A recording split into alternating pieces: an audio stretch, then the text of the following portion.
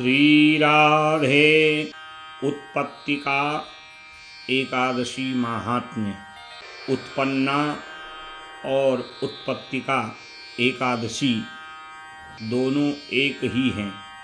जिस दिन एकादशी का प्रादुर्भाव हुआ उसी दिन को उत्पन्ना या उत्पत्ति का एकादशी कहते हैं।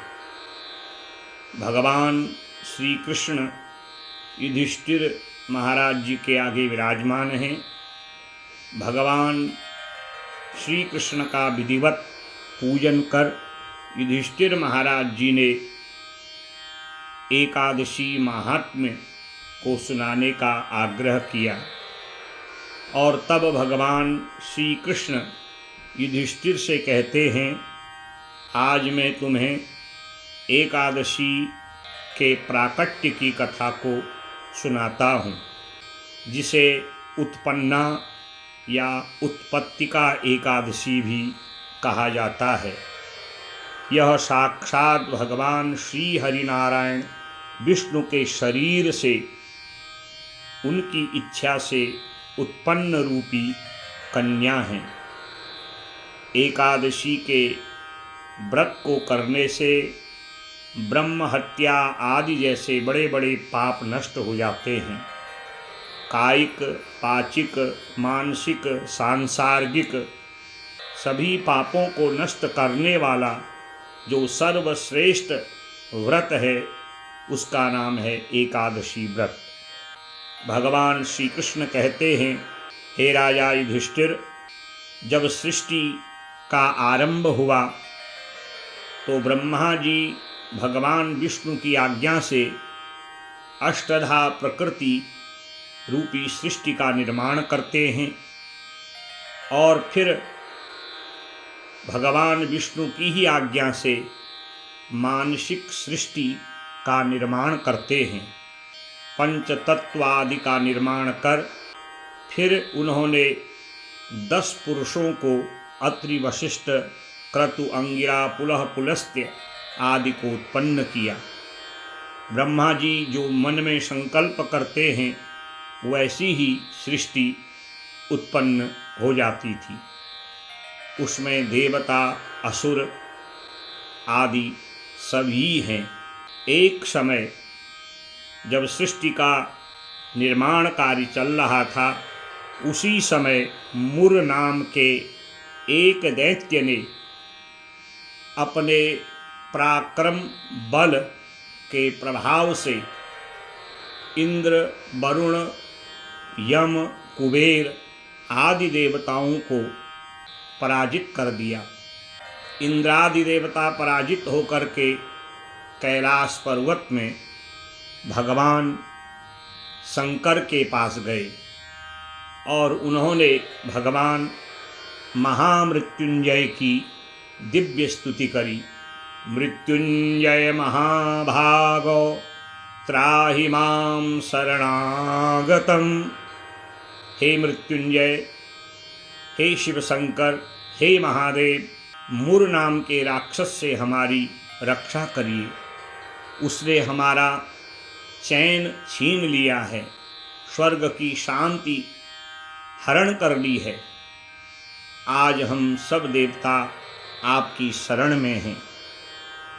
देवाधिदेव भगवान शंकर इंद्रादि देवताओं के मन की स्थिति को जानकर कहते हैं, हे इंद्रादि देवताओं, मैं तुम्हारी समस्या का निदान करने का तुम्हें उपाय बताता हूँ।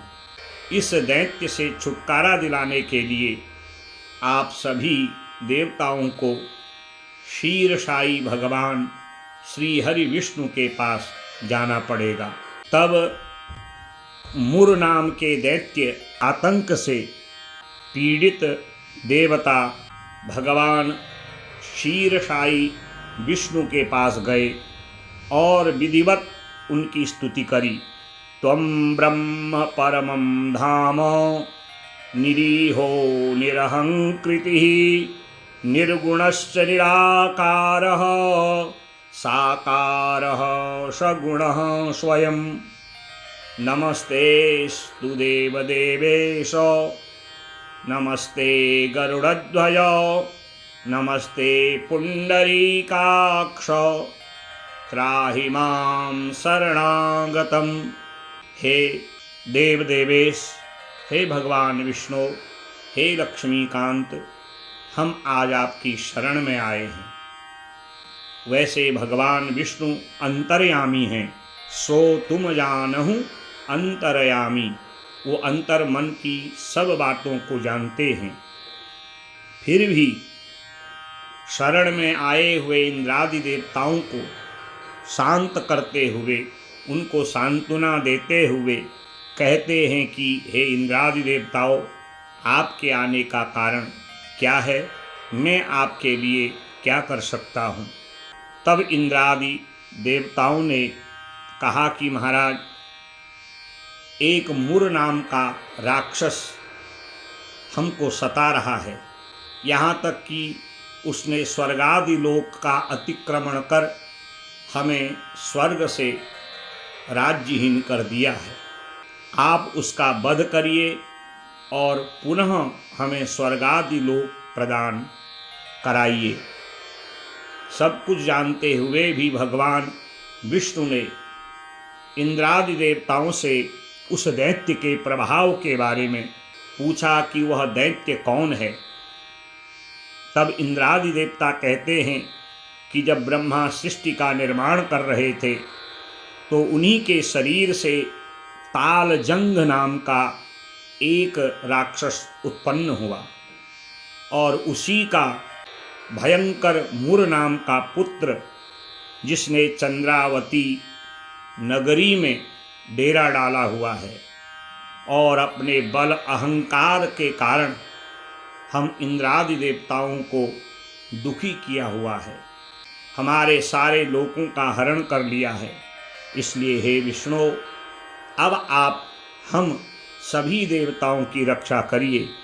इस प्रकार आज इंद्रादि देवताओं ने भगवान विष्णु से कहा, प्रसन्नो भवनो देव दीनबंधो कृपां कुरु। आप हम पर कृपा करिए और इस मुर नाम के राक्षस से हमें छुटकारा दिलाइए। तब भगवान विष्णु इंद्रादि देवताओं को आश्वासन दे करके उनके चिंता शोक को दूर करने के लिए क्षीर सागर से निकले और उस भयंकर मुर नाम के राक्षस के साथ युद्ध करने लगे।